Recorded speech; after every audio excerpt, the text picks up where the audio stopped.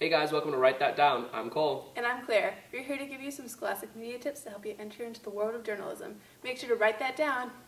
In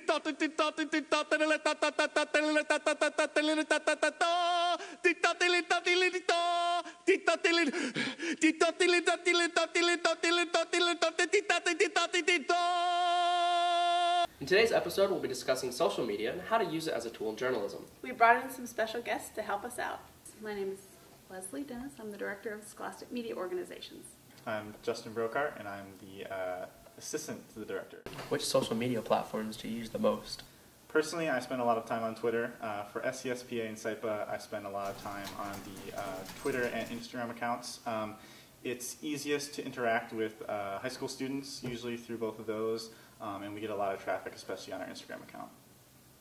And I tend to use the Facebook and Snapchat accounts. And I use Facebook to communicate directly to the advisors about announcements and award winners and any news that we have, because older audiences, mainly not teenage audiences, look at Facebook.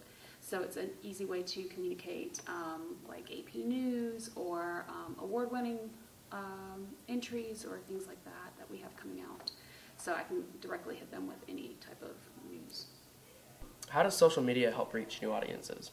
Younger audiences don't tend to subscribe to things unless they're, at least not subscriptions, traditional subscriptions like newspapers or magazines per se. So getting instantaneous news like social media outlets, Twitter, Instagram, Snapchat, you can get the news directly from those sources rather than getting your traditional newsprint at your doorstep like a New York Times, the Wall Street Journal, or even your local news.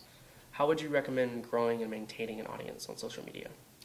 I think the biggest thing, especially if you're trying to grow an audience on your Twitter profile, is to make sure, A, that you're tweeting somewhat regularly. I tend to sort of unfollow accounts that are just sitting there without much activity, or if it's accounts that are just sort of posting, Instagram photos over and over and over again, right, and not doing anything else. So making sure that you're posting regularly and that you're posting different types of posts, posts with video, posts with images, links to articles and things like that, would be probably the best way to start building an audience. And I saw a surge in our Snapchat when we were posting things around our convention time. So when we would post things of interest about the convention or upcoming things about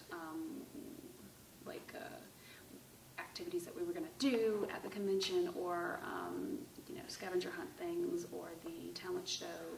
If you can have people interact with you and not just view your things, that really encourages people to follow you and grow your audience. What are the risks of using social media? If you're using a hashtag for an event or anything like that, like we have our hashtag for our annual convention or our conferences, you want to encourage people to use those hashtags or tag you in specific photos or tweets, but sometimes people can not think before they tweet or before they post a photo, so you never know what you're going to get. So you always have to be wary and monitor what's going on at your event, and so you just have to be mindful of what you tweet and what others tweet at you or about your event.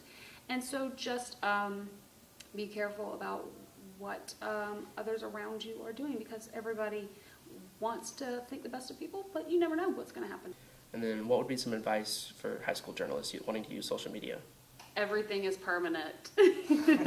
Nothing disappears, I promise you. Well, that's it for today's episode. Thanks to our panel for dropping by. If you have any questions or suggestions, please hit us up on Twitter at SIPA USC or at SCSBA. I'm Claire. And I'm Cole. Thanks for watching. Write that down.